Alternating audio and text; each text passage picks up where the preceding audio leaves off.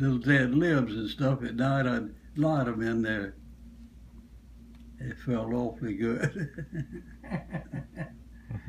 And that one foxhole where the guy tapped you and you went back to the back lines, and when you came back, he was still sitting there in the foxhole with a cigarette in his mouth?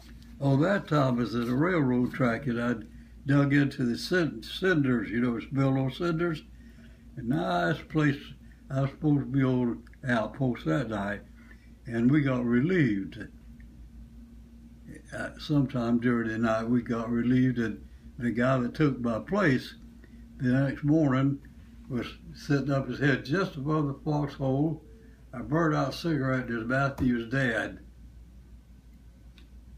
Hadn't been shot. A shell exploded right now near where he was, and that's what killed him. The concussion killed him. Yeah. If I had got replaced, I would have been in there. And it didn't even knock the cigarette out of his mouth, but the concussion killed him.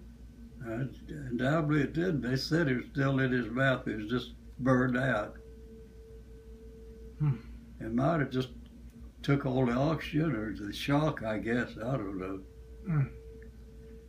Anyway, we were in a town one day shortly after that, a little town that we had taken that night, and the next morning tanks come through and there was dead soldiers out in the street. I guess they were dead. Tanks run right all over them, squashed them. Sun came out, and the worst odor. You couldn't even eat food. It was so bad. Were they German or American soldiers? German. And they just ran. The American tanks just moved right all through town, run right over them. Oh, they must have had human remains stuck on their treads. It must have been awful smelly for those tanks. It was an awful smell. That went away though in a day.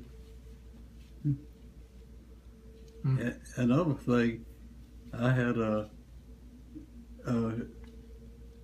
piece of shrapnel cut through my backpack and cut my mess gear.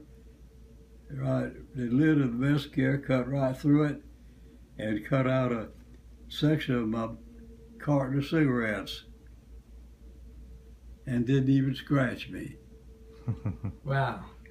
Then another time I had a piece hit the belt that I put my pistol, you know, the belt.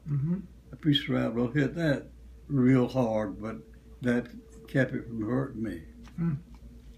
You get a better picture if that light's not behind you. So I'll tell you, I guess I had a little help somewhere. You had a lot of help. Okay, that's enough about the war. Did you land on any beaches or anything, or were you? Have any what? Were you in any beach landings? No, we came after they made the landing, but just about a week after they made it. Trees were full of where the paratroopers had fell in them and left their things up in there. And all the signs were there. So the paratroopers, they get caught in the trees and they shot them? No, apparently they got out of it. It was Americans, you know, come in by a paratroop. And I guess they'd get hang in the tree, they'd climb down. It wouldn't kill them because they'd get caught in the tree. They'd just get out on a limb, come on down the tree. But the parachutes were all up there. Must have looked awesome to see all those parachutes. Yeah, look up and see them all in the trees. A lot of people lost their life on that landing. When we made the land, they made the landing. But it was all clear. We got there only just the debris and piles of rock where they blowed up their security system and all. It's not something you want to go back through to, you know, just, you know, we were made this most intelligent species of anything on Earth.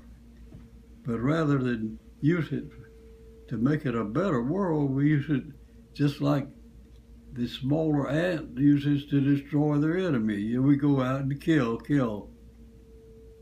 Mm-hmm. It's hard to understand, isn't it? It's more than hard to understand, and what they're doing overseas right now is hard to understand. Yeah.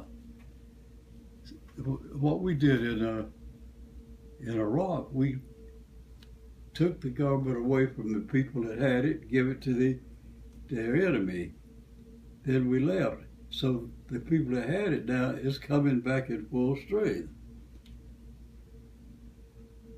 It's not a war. You can't win in a war. It's like a seesaw. Yep, it is, Papa. Goes and comes. All right.